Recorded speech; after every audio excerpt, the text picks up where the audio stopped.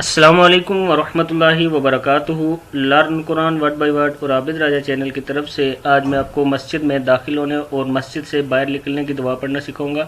اس سے پہلے کے لیسن میں اپلوڈ کر چکا ہوں، آپ لوگ میرے چینل عابد راجہ پہ جا کے پڑھنا سیکھ سکتے ہیں، اور چینل کو سبسکرائب، لائک، کمنٹ ضرور کریں تاکہ ڈیلی ویڈیو آپ تک پہنچ سکے۔ تو آج کا لیسن ہم سٹارٹ کرتے ہیں۔ بسم اللہ الرحمن الرحیم۔ مسجد میں داخل ہونے کی دعا۔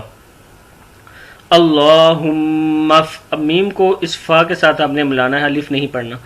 اللہم افتح لی، لام زیر یا مد لی ہوگا، مد کی وجہ سے کھینچیں گے۔ اللہم افتح لی ابواب، ابواب رحمتک۔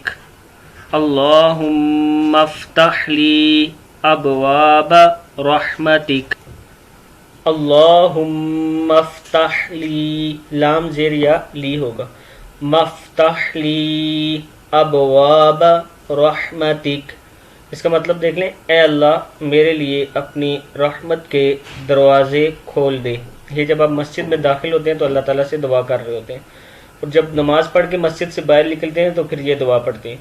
اللہم انی، حمزہ زیر نون ان ہے، یہ بھی انی اسالوکا،